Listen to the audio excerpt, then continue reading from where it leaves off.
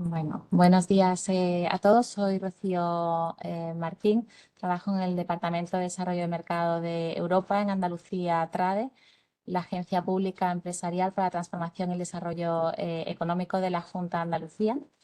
En esta ocasión nos hemos reunido para que Euromonitor nos explique las tendencias del consumidor en 2024 y también para que nuestros jefes de nuestras oficinas en Andalucía, TRADE, en Francia y en Bélgica, pues nos den algunas pinceladas también de sus mercados y nos corrobore un poco las tendencias que Euromonitor ha detectado. Por parte de Euromonitor estará Linda Lischmitz. Hello, Linda. Thank you very much for joining us at this webinar. We have as well Enrique Quiroz from our Belgium office and Esther Ferri from our France office. And at the end of the webinar, Reyes Gavilan will join us as well to explain the companies about the new tool that Andalucía TRADE has launched to focus on the international trade figures. So, Linda, please, I give you the floor. Thank you. Hello everyone. My name is Linda. Thank you for the introduction. I'm a research analyst in the Euromonitor Düsseldorf office. My key area is the DACH region, but also Western Europe. And I have the pleasure to present this topic to you today. I'm very excited to be here. I've done presentations last year on the global consumer trends, and I'm happy to do this again this year. And I hope you enjoy today's content. So it's actually quite a popular content we have. It's the Global Consumer Trends white paper. We release this every year to look at what's ahead of consumers this year and we inform how consumer behavior is going to change this year. And this year is a bit new because it's a dynamic report with embedded videos and interactive charts, and I have a QR code on the next and last slide if you want to download the report and have a look yourself. It's free. So I really hope this content is also interesting to you, and I hope this presentation, it's about half an hour, is not too boring to you. I also have included some examples to make it a bit more applicable to you as well. So here they are: Ask AI, delightful distractions, green washed out, progressively polarized, value hackers, and wellness pragmatists. So you can imagine many of these trends are connected to broader global economic challenges we have, but also you may be surprised that consumers are responding differently, because despite economic gloom we see in the news, there's still room for optimism, because I also want to tell you something good and not only bad news. So this year we have identified 6 consumer trends that I will go through in this presentation and show each one in action. So starting with an overview of all trends, I start with Ask AI. So we're going to explore how generative AI, such as ChatGPT, you are all familiar with this one, I assume, is prompting an ecosystem reset. So these tools are becoming co-creators for consumers, influencing their decisions and changing the expectations of brand management. So this technology will also become more deeply integrated into our daily lives, and businesses need to leverage generative AI to improve personalization and also to enrich customer experience. With delightful distractions, we're observing how consumers have been reacting to particularly challenging times. So the last years have been collectively tough, as we all remember, and consumers want to take their minds off everyday stress. So they need a little relief from their anxieties and want to escape the mundane, and are looking for brands that bring that comfort. So delightful distractions are moments that evoke positive feelings, and brands can in this context create exciting and playful interactions that also help consumers leave their worries behind for a few minutes. In 2024, and this trend I co-authored actually, because all the trends are authored within Euromonitor by all our experts, and I had the pleasure to write this one because, yeah, sustainability is a topic that's really valuable to me.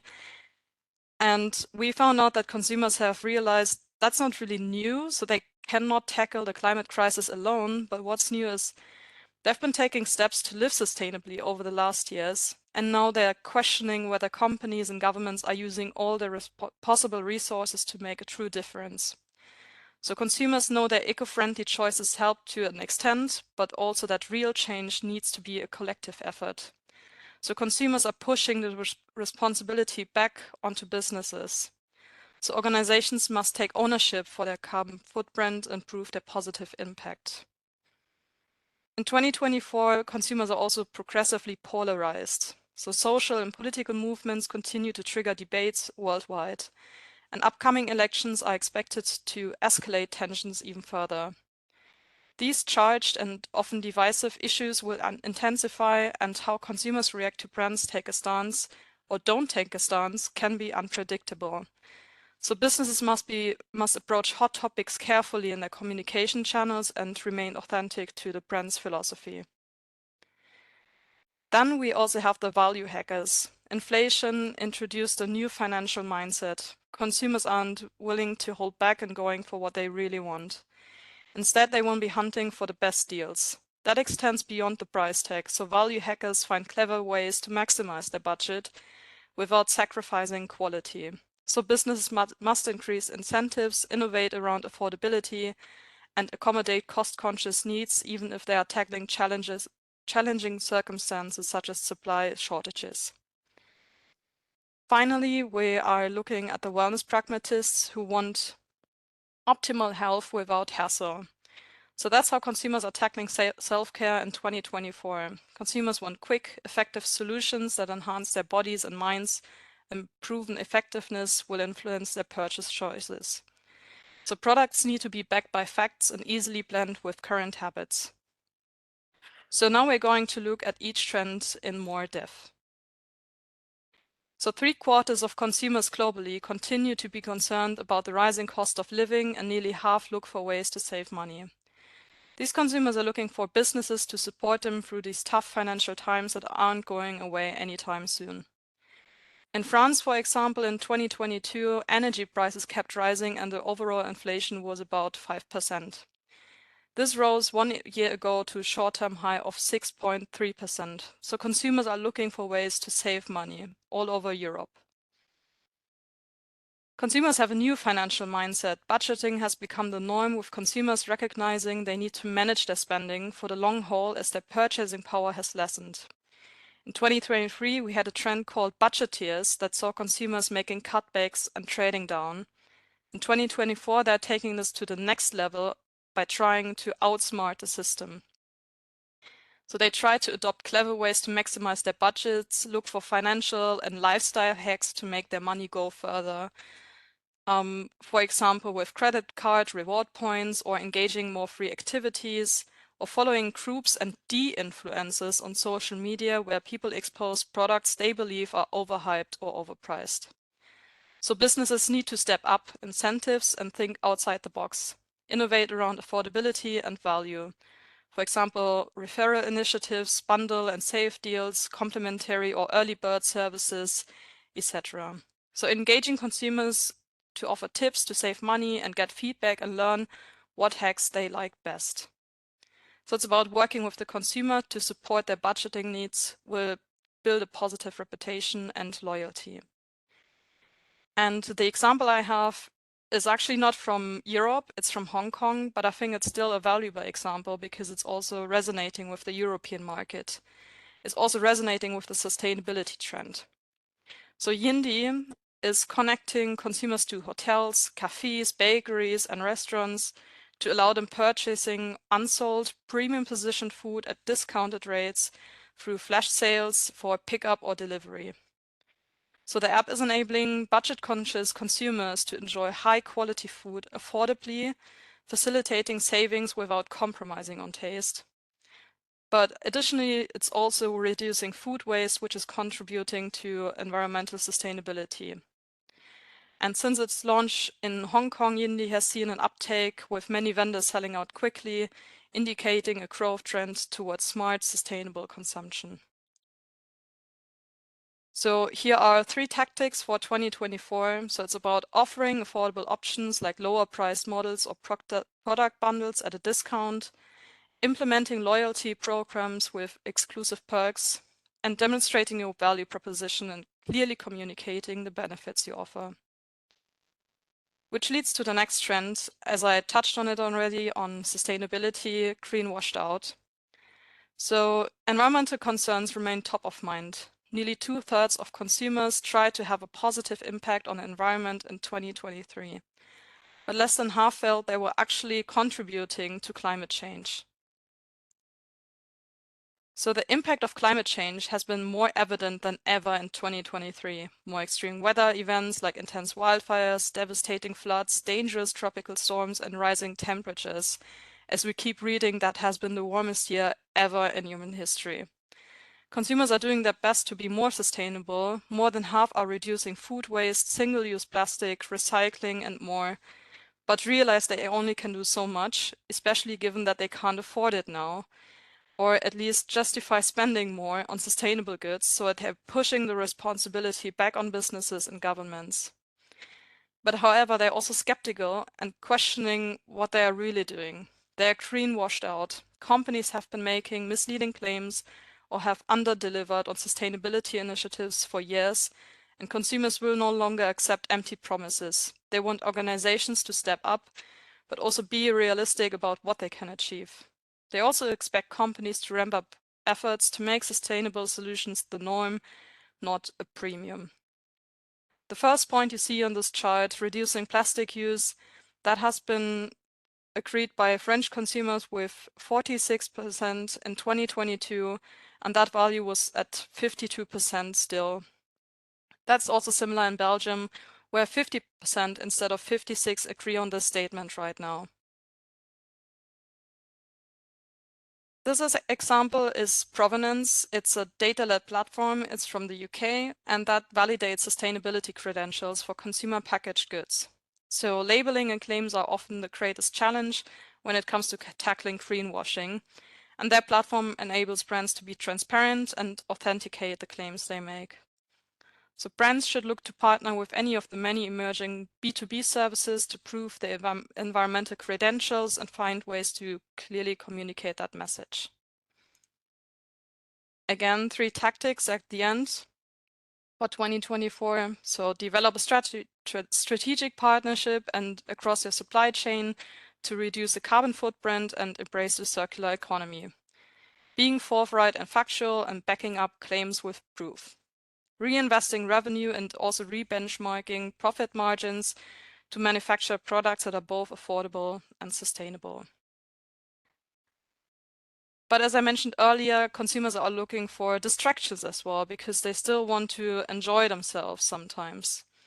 So around 3/4 of our Voice of the Industry survey respondents stated that they struggle with stress and anxiety, and those issues had a moderate or severe impact on their everyday lives. Over half look for engaging in-store experiences. These create positive emotions that can reduce anxiety even just for a short time. So it feels like we're living in a permanent state of crisis. Financial pressures, political unrest, wars, climate disasters. There's a lot of negativity, and it's taking a toll on our mental well-being, especially for young consumers.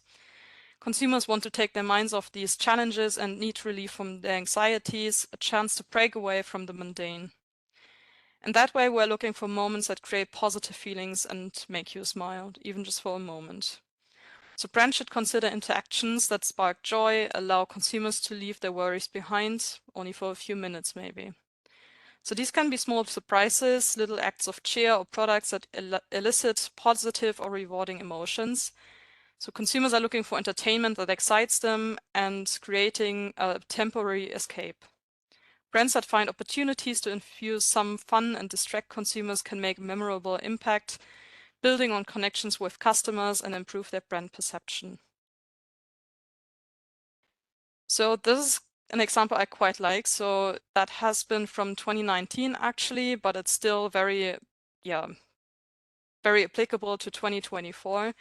That's by Nestle in Japan that launched a marketing campaign. And as part of Nestle's commitment to convert all of its packaging materials to reusable or recyclable materials by 2025, they also started using paper for the outer packaging of its KitKat bars, and Nestle sells more KitKat in Japan than anywhere else in the world. So by doing so, it claims to save 380 tons of plastic per year. But more than this, the paper packaging can be used to make origami cranes, meaning you can reuse the packaging in a way to spark joy. And in these moments of joy, the customer is more deeply engaged with the brand and can associate the experience with sustainability. So it's about incorporating playful, fun, and positive messaging into customer interactions, adding color, visual effects, or audio and branding, and product design that appeals to the senses, and creating memorable, feel-good moments to build stronger bonds with your audience. So, by the way, we're now halfway through the trend, so bear with me. We're now moving to the technical trend to Ask AI. So this is all about generative AI technology and consumers, experimentation, and shifting expectations of this technology. Consumers are becoming more comfortable with advanced technology. Over 40% are comfortable with voice assistants, providing them with info and suggested products, and already nearly 20% are happy for bots to help with complex customer service needs. That global value differs only slightly across countries. For example, in France, that is 15%, but China, that's already 25%. So you see the global trends apply to all countries. There are just slight differences between each country. So we couldn't talk about 2024 trends and not talk about generative AI, which has taken the world by storm. So ChatGPT is one of the fastest growing consumer applications in history, and many other apps are appearing, which is making this technology widely available. So these apps are becoming partners for consumers, helping them easily creating content such as text, videos, or even music. No one has to be a tech expert anymore. People are using them to draft resumes, developing recipes, planning their trips, making avatars, creating videos, and more. Kids are using it to help their homework. Adults are using it to help their work. Consumers are experimenting, testing its capabilities, and they expect brands to do the same. So companies can leverage these tools to give them a competitive advantage. Innovation and go-to-market strategies could be accelerated, for example, helping creating and customizing marketing campaigns and improving services such as search functionality, product discovery, and also personalization to building enhanced and unique user experiences. So for example, you can create smarter virtual assistants that create responses to individual queries so shoppers can immediately find what they need. And I will have an example shortly. So generative AI will become more deeply woven into consumers' daily lives, and businesses need to leverage it. However, governments are still a gray area, so they need also to be careful about that, how to implement it. So this example is from Carrefour. They launched Hoppler, a shopping assistant based on OpenAI's ChatGPT.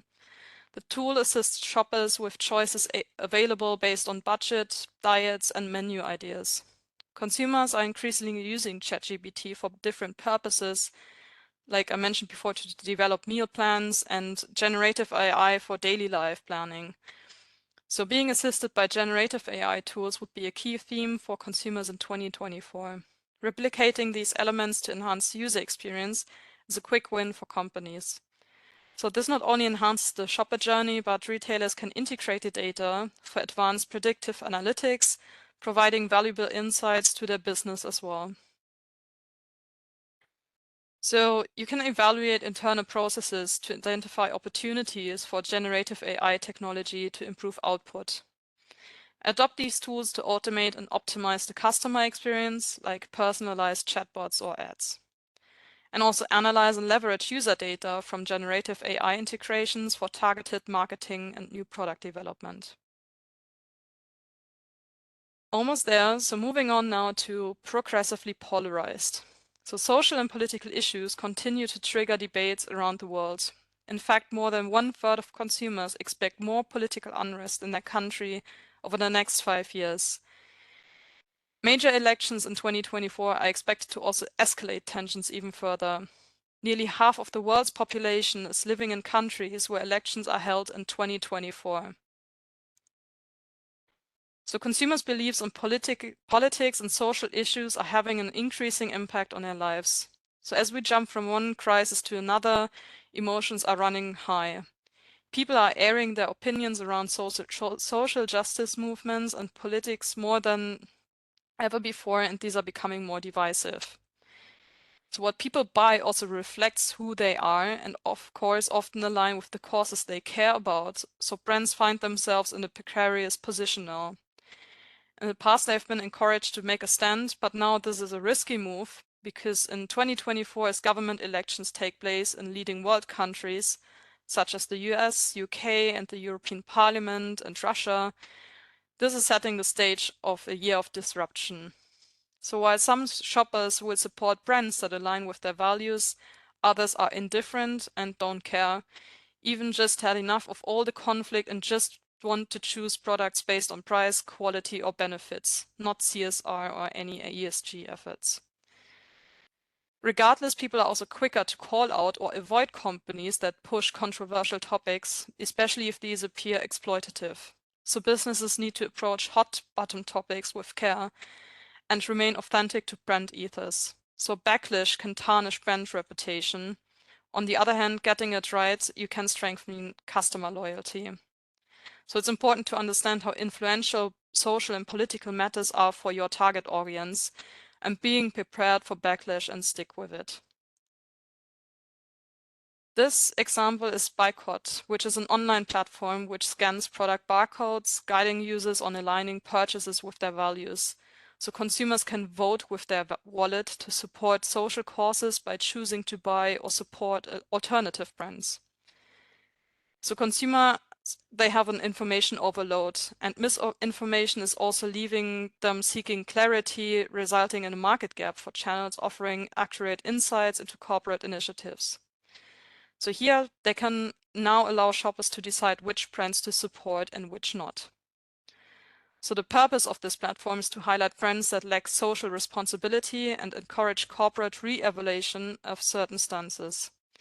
Yet these services also cater to consumers whose values may align with such policies despite not being as progressive.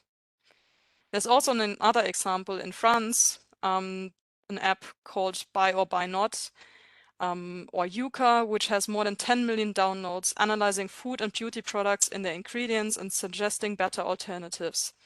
Even myself from Germany, I know Too Good To Go. So there are many apps actually analyzing, helping consumers making better decisions based on their values. So for 2024, you can use tools like social listening platforms or consumer surveys to track sentiments around controversial issues that impact your business. Conduct thorough audience research to understand the degree to which social causes or political affiliations influence their purchase decisions, and evaluate brand identity and perception before taking a stance that could alienate your core customers. Last but not least, the wellness pragmatists. So 85% of consumers would be willing to pay more for beauty products with proven efficacy or benefits, and 37% say their current treatments or approach to sleep issues is not effective. That also applies to other issues consumers are experiencing, such as weight management, or 33% agree for stress and anxiety that their current approach is not effective. So self-care isn't new, but how consumers are doing it is. They are adopting a more realistic approach to their mental and physical health in 2024, moving away from multi-step regimens, invasive procedures, or time-consuming treatments. So they prefer easy, effective remedies that fit into their lifestyles and require little time or effort only. So they want instant benefits without making major commitments. These consumers are also setting more attainable wellness goals. They don't expect radical changes overnight, but do expect real and instant improvements, even if those are small to start. So advancements in science and technology offer innovative solutions, and shoppers are willing to test these new, even unconventional options to reach their desired outcomes. Examples are functional drinks and nutrient-rich meals or smart wearables and personalized solutions like injectables or even biohacking. So consumers are optimizing their minds and bodies. They'll search for precision products with simple applications and proven efficiency to address their concerns. And maybe the most prominent example we have of innovation is Novo Nordisk, a Danish origin global pharmaceutical company, providing innovation in diabetes care for more than 97 years already.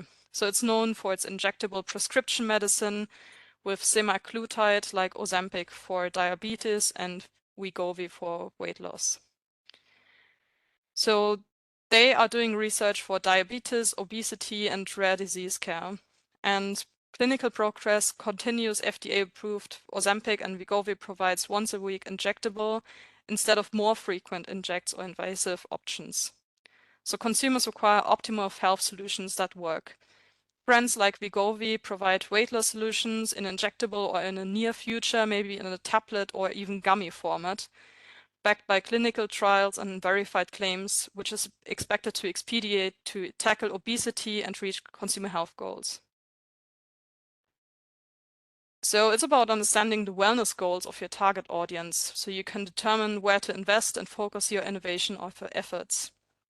Creating functional, simple solutions that are easy to adopt or refine your current product mix to home in on futures that promote well-being.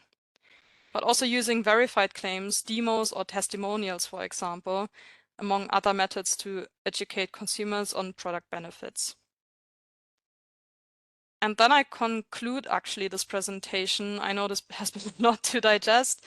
So this is an outlook for 2024, where I want to leave some points with you, which I hope summarize the consumer trends quite neatly, and some questions you can ask yourself. So it's about, are you transparent? Transparent with your climate pledges, but also with your corporate responsibilities. Something else we also looked at is the value. So do you communicate the value of your product? Do you offer quality, but also affordably? And do you tailor your product to consumer needs? Do you integrate tech solutions to make consumers' lives easier? So I think if you ask these questions in your next strategy meetings, in your businesses, you will have a good sense of where you need to be in 2024. And that was me talking long monologue, so thank you very much to listening to me. This is me, this is my email address if you have any other questions, and yeah, feel free to reach out to me or my colleagues if you want to hear more. Thank you, Linda. It has been very interesting, and well, it gives us a complicated overview of what marketing responsibles from our companies should tackle with. You know, it's quite not easy. I hope maybe companies will share some conclusions as well, maybe if after this meeting. Maybe Enrique and Esther Ferry from France and from our France and Belgium delegations would like to comment some of your consumers' trends. Enrique, maybe I see you first, so. Yes, okay. First of all, Linda, yes, has been really interesting presentation. Thank you. And I agree absolutely with you and all the points you have mentioned. If it's okay for you, I'm just going to switch to Spanish just to give some points, and maybe I will explain just to you later on a little bit what I have told in Spanish to the companies. Should I stop sharing my screen or should I just leave it? Oh, you can leave it. You can leave it. Yeah. But yeah, that's okay. Thanks very much, Linda. Okay. Buenos días a todos. Gracias por estar presentes en esta muy interesante presentación que ha hecho Linda. A ver, yo estoy de acuerdo con ella, como decía, yo quería, bueno, simplemente quizá resaltar algunos puntos de lo que ella ha mencionado. En primer lugar, evidentemente, el ascenso de la inteligencia artificial y la presencia que tiene ya y que debe de tener y que todos, o sea, empresas y consumidores debemos tener presentes en nuestra vida diaria y en nuestro marketing, nuestra producción y nuestro consumo. Y especialmente, yo diría, ese ofrecimiento de recomendaciones personalizadas al consumidor. Creo que es muy interesante tenerlo presente. Por supuesto, otro punto evidente que Linda ha mencionado, la sostenibilidad. La sostenibilidad y la ecología están presentes ya desde hace un tiempo. Estos mercados son mercados muy avanzados, muy implicados en estos conceptos, pero que es un must que tenemos que tener presente continuamente también en nuestra producción y nuestro consumo. Efectivamente, aquí en Bélgica la conciencia por lo que es el reciclaje, la conciencia por la ecología, la sostenibilidad, está cada vez más y más presente, tanto a nivel de normativa, de autoridades públicas, como de consumo, y que, por supuesto, las empresas andaluzas tienen que tener presente en sus productos y en la introducción de sus productos en estos mercados. En mis mercados, que yo llevo los mercados o cubro los mercados de Bélgica, Países Bajos y Luxemburgo, no solo de Bélgica, que es un poco el centro de la presentación también.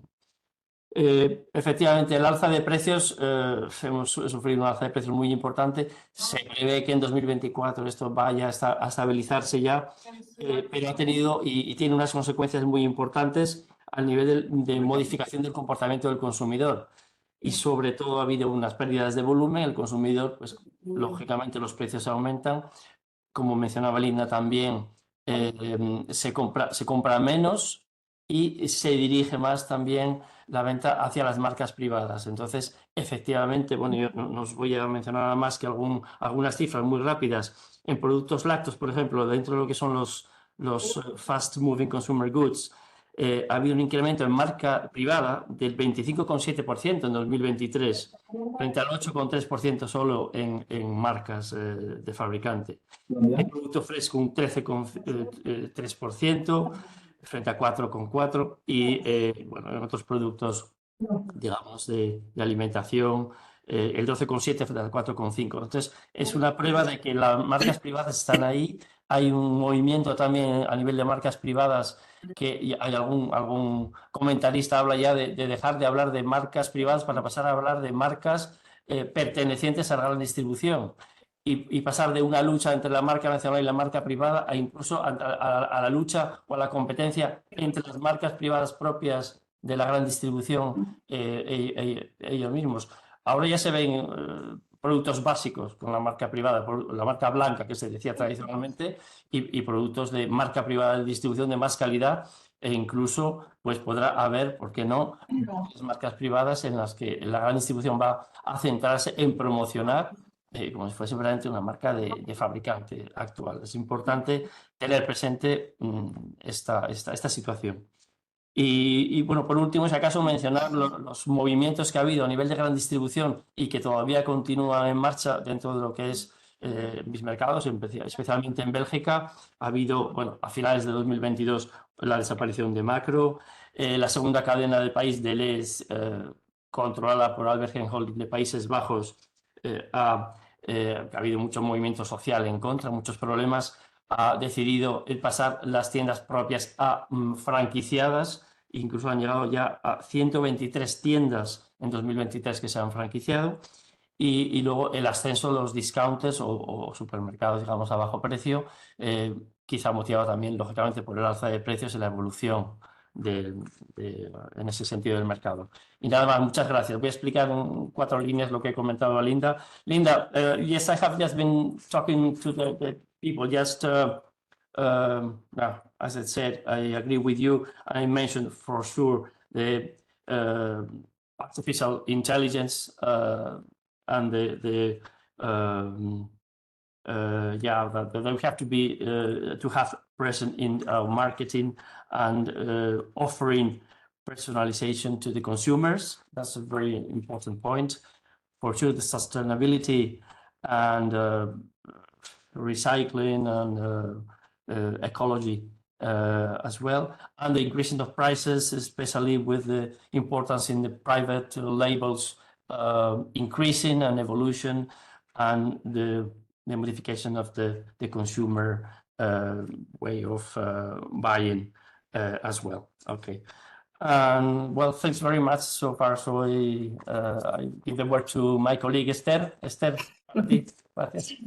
Thank you, Enrique. Thank you very much, Linda. As Enrique, I absolutely agree with this overview. It is applicable to France. It is also true here. And I'm going to switch to Spanish as well.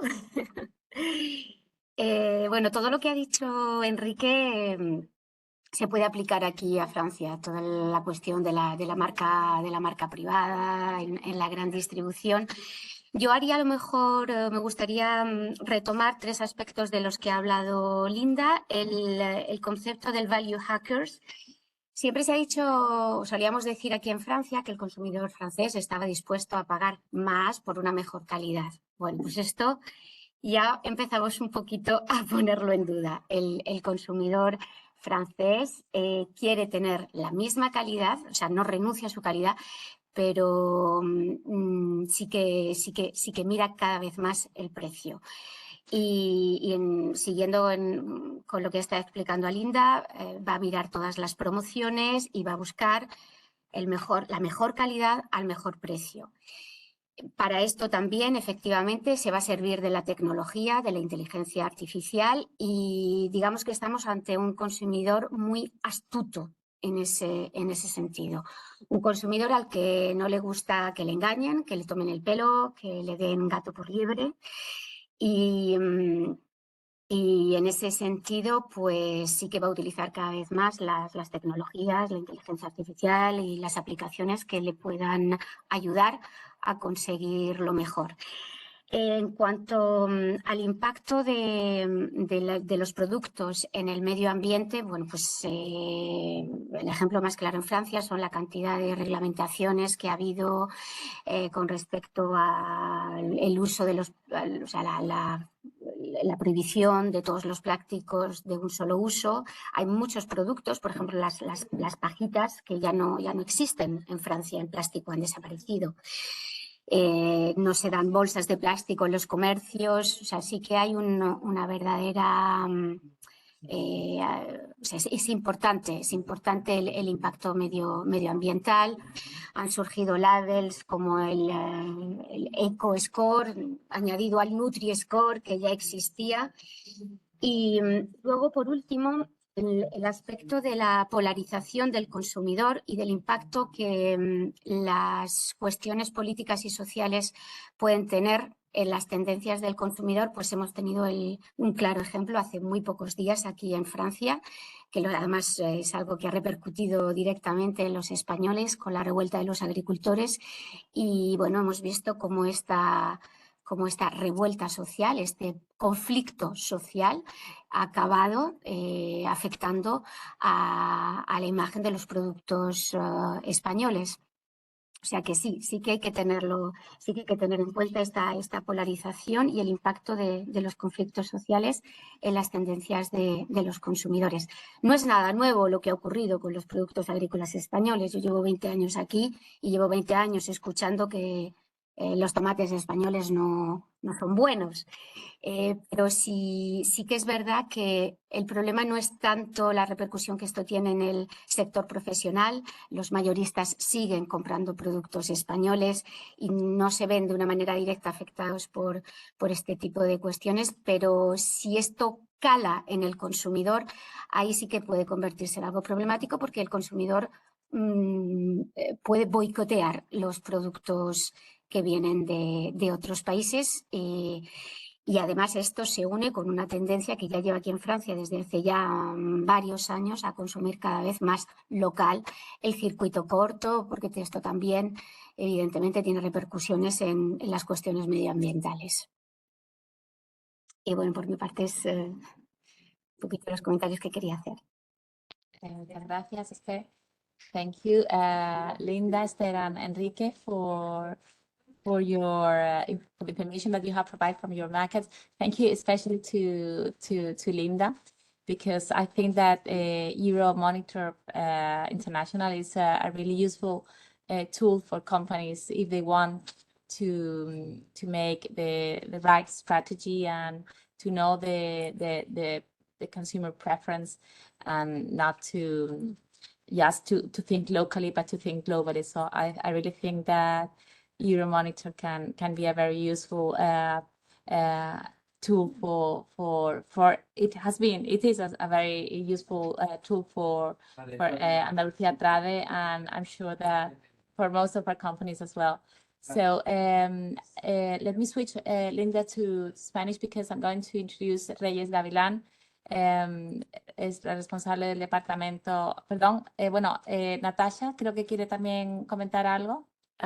Yes, I would like to, in the first place, thank Linda for the presentation. It really gives food for thought. There are two things that I wanted to add. One thing that we're seeing in the Dutch market is that there are another small, let's say, nuance to the thoughts of the consumers before buying something, that is not only the ecological factor or the price. There is also at some point a social responsibility feeling for the people. And there's one very nice example of that. There's a Dutch brand of chocolate. It's not to make publicity for them, but the idea that I had was really marvelous. It's called Tony Chocolonis, and they share part of their benefits to build schools in the areas where the cocoa is collected. And the ultimate aim is to avoid that there would be any kids working on the fields where the cocoa is cultivated. So that is something that people really appreciate.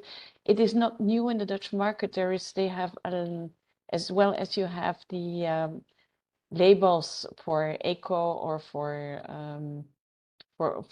wood, for instance, the FMC, if I'm not wrong. You have in the Netherlands, you have Max Havelaar, which is also a brand for fair trade, and those kinds of elements are really important to the consumers, if the consumer himself can allow it economically, because it increases the price definitely. And you mentioned the Yindi, indeed, in the Netherlands and in Belgium is very popular, the application of Too Good To Go. That's a point that is really already increased here. And the last thing that I wanted to add was a practical solution that we found of a Spanish company.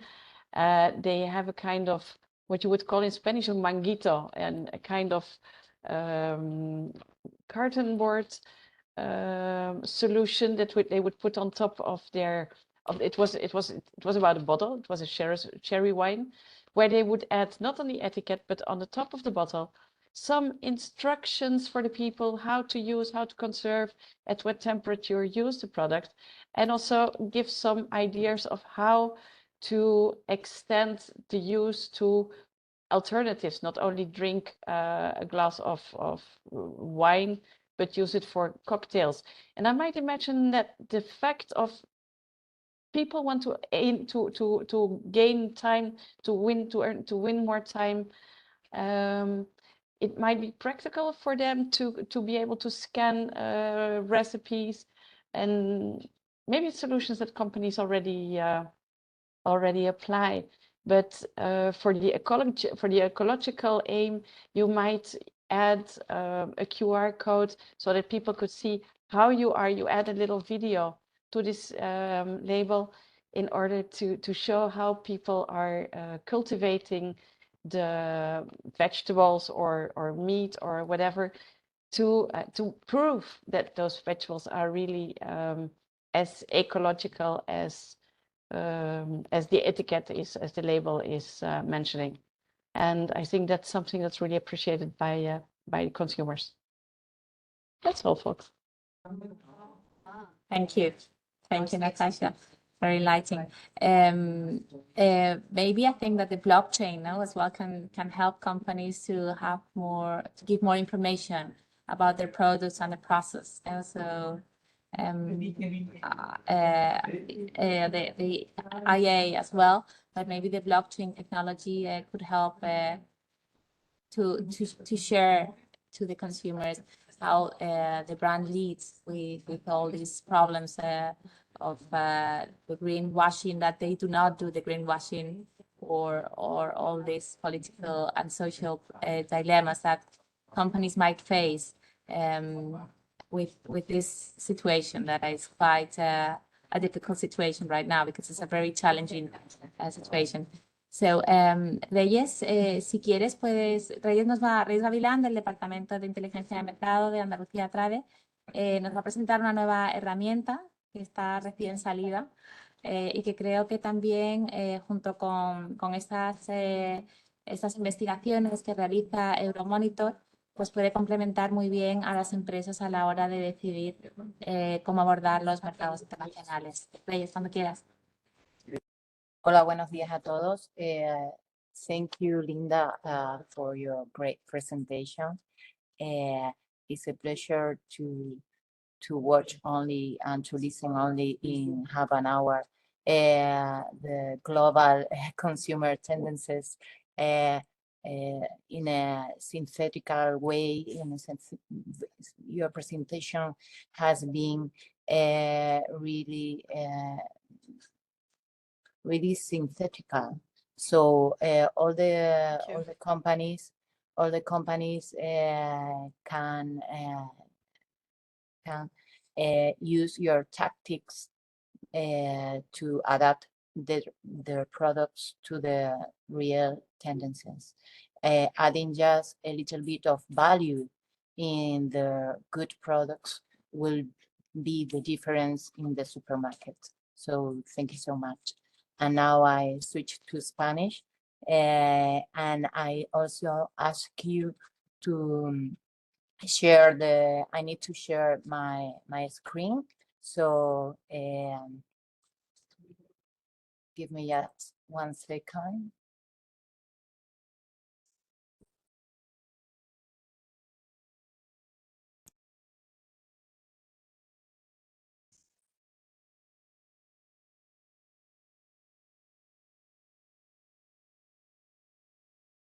Buenos días a todos.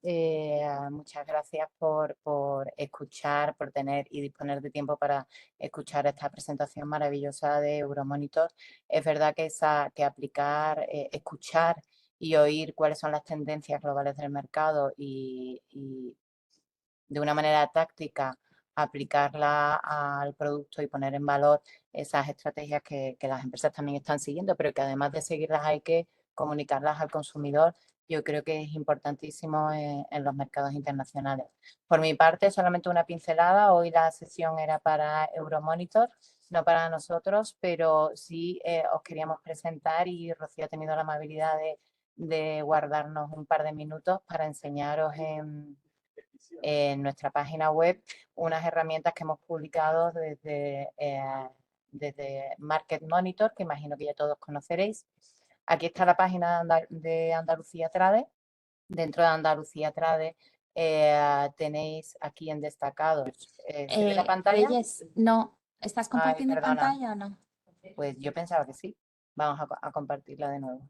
Compartir explorador web. Bueno, voy a compartir mi ventana directamente. Si así mejor. ¿La veis ahora? Decidme cuándo la veis. O sea, ahora nos vemos a nosotros, pero supongo que veremos el explorador. A ver, voy a esperar. ¿Lo veis? ¿Nada? No. Bueno, vuelvo de Ahora. nuevo. ¿Ahora? Parecía que sí. Sí, pero como he ido y he venido, decidme, ahora un poquito de... Yo creo que ahora con un poquito en un minutito a lo mejor ya acaba Bueno, de desplegarse el... Vale, perfecto. Avisadme cuando esté y mientras hago una pequeña introducción.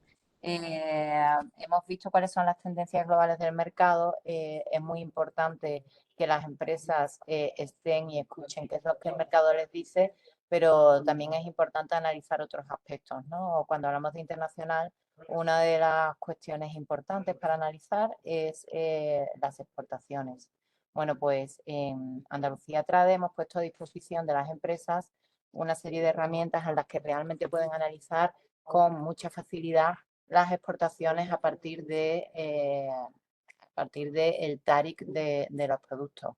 Pueden ver la evolución, qué es lo que está pasando en los mercados, qué es lo que está pasando con las exportaciones españolas o con las andaluzas, y de esta manera ir dando con diferentes claves que le van a ayudar, igual que las tendencias del consumidor son un punto a tener en cuenta a la hora de diseñar una estrategia internacional, pues también es importante mirar qué es lo que está pasando en los mercados en cuanto a exportaciones, ¿no? Y a qué países estamos exportando y qué es lo que están importando. A finales de diciembre publicamos estas herramientas. ¿Se ve ya la pantalla o todavía no? No se ve. Ana acaba de poner la web donde las empresas, el enlace donde está los cuadros de mando, este instrumento que estás presentando, Sí. pero no vemos tu pantalla. Vamos a ver. Sí, en Voy a volver a compartir ahora. Vamos a darle un tiempo. Ahora ya sí. Bien, por fin. Vamos a ver estas herramientas que, como he comentado, hemos publicado a finales de diciembre y que son las 3 primeras herramientas de una serie de instrumentos que tenemos intención de ir publicando a lo largo de este año, ¿no? Bueno, pues aquí, una vez que entramos en Market Monitor, tenemos la ventana dividida en 2 partes. En esta primera parte, si tenemos interés en conocer qué informaciones ha publicado Andalucía Trade sobre un país concreto, como hemos estado hablando con Bélgica, por ejemplo, o con Bélgica, con Francia, pues vamos a ver qué es lo que hay de Bélgica. Pues aquí podemos ver, bueno, tenemos los datos básicos del mercado, de los principales indicadores macroeconómicos y las exportaciones andaluzas en general, pero también vemos cómo podemos tener información de valor en cuanto a los últimos webinarios que se hayan ido celebrando. Pero además de este buscador, si volvemos a Market Monitor, a la página inicial, aquí es donde se han integrado unos nuevos cuadros de mando de comercio internacional, que era lo que os queríamos presentar. Mi intención simplemente es que conozcáis que están aquí, invitaros a indagar, invitaros a entrar en todos ellos, y si tenéis cualquier tipo de duda o queréis algún tipo de asistencia técnica por nuestra parte, podéis llamarnos a Andalucía Trade, bien por teléfono o bien directamente nos ponéis un correo electrónico a inteligencia. Aquí tenéis, debéis de tenerla aquí, inteligencianegocio@andaluciatrade.es, y nos pondremos en contacto con vosotros para cerrar una sesión y bucear en estas herramientas juntos para que le podáis sacar el máximo partido. Las herramientas son una evolución del comercio exterior de bien en euros, no solamente en euros, sino que tenéis una segunda presentación en cantidades. Ya sabéis que a veces para determinados productos saber si está creciendo el consumo es importante verlo no solamente por el crecimiento de la facturación en exportaciones, sino también por el crecimiento en volumen, ¿no? Y luego un tercer informe, que sería el informe de perspectiva país, en el cual vamos a poder ver las importaciones desde el punto de vista del país receptor. Entonces, simplemente una breve introducción para que veáis cómo funcionan estos cuadros. Lo voy a hacer en el de evolución en comercio exterior de bienes en euros. Estos cuadros de mando tienen 6 pestañas, cada una de ellas ofrece la misma información desde un ángulo diferente. Si entramos aquí en la visión general, podemos, por ejemplo, poner en lugar de Comunidad Autónoma Andalucía, pues aquí en todos ellos hay filtros en los que se pueden cambiar los buscadores. Podemos seleccionar todos, y entonces tendremos las exportaciones de toda España. No vamos a seleccionar ninguna provincia ni ningún país.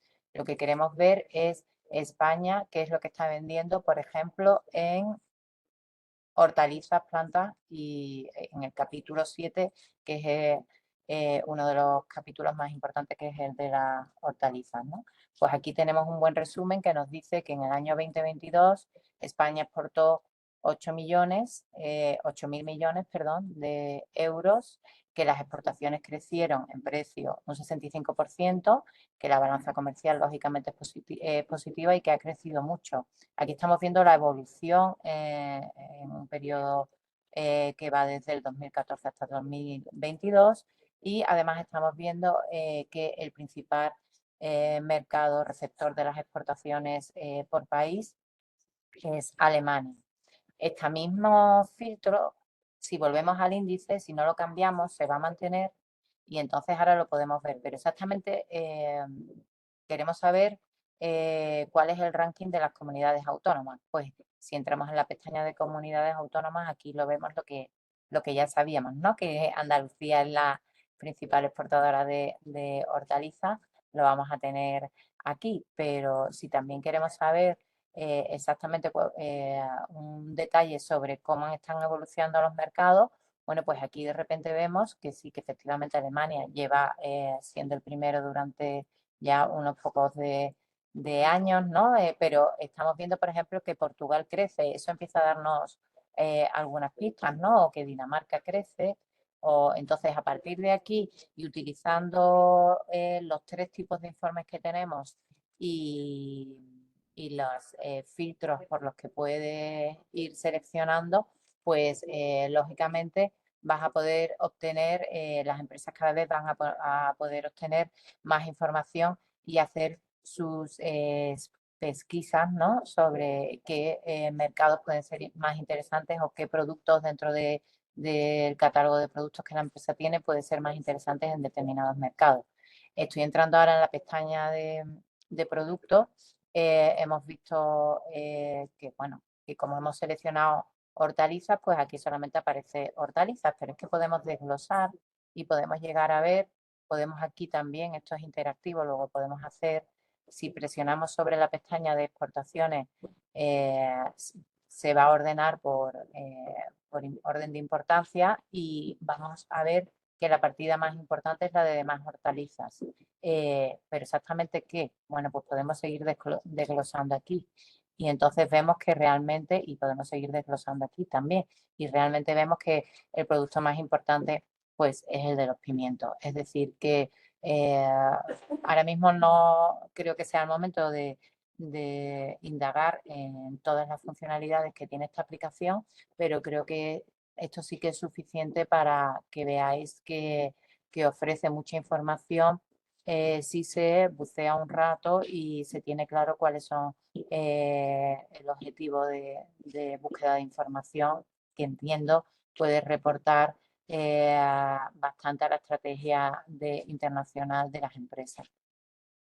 Con esto no os robo mucho más tiempo, simplemente reiterar que nos ponemos a vuestra disposición para enseñaros con más detenimiento estas herramientas, y que os invitamos a que entréis y trasteéis por vuestra cuenta, que la herramienta es bastante intuitiva. Muchas gracias, Rocío, y bueno, si hubiera cualquier pregunta, aquí estoy disponible. Gracias. Muchas gracias, Reyes. Bueno, thanks again, Linda, because I think that Euromonitor has been a partner that has been enlightening us with the preference of the consumers and the consumer trends. And we as well thank you to Enrique and Natasha and Esther and to Reyes, because they have been a perfect partner as well in this webinar to give an overview of their markets. Gracias a todos, también a las empresas, porque nos habéis acompañado en esta hora que hemos dedicado a las preferencias del consumidor. Y bueno, pues si tenéis alguna duda, tenéis mi correo electrónico para ver si a través de... Bueno, también Linda os ha dejado su correo electrónico. Tenéis los datos también de nuestra oficina de Francia y de Bélgica y del Departamento de Inteligencia de Mercado para poder hacer las consultas oportunas. Yes, Linda, several companies, they have asked you if you can share your presentation. I will send you the presentation right away and you can share with the participants.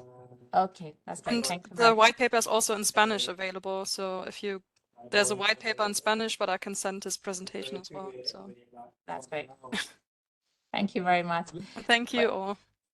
Thank you once again, and look to, and thank you very much. Okay, muchas gracias a todos. Y bueno, pues esperamos veros en algún otro webinar, en alguna de nuestras acciones en Andalucía Trade. Muchas gracias. Muchas gracias. Thanks very much. Gracias a todos. A vuestra disposición. Thank you. Thank you all. Bye.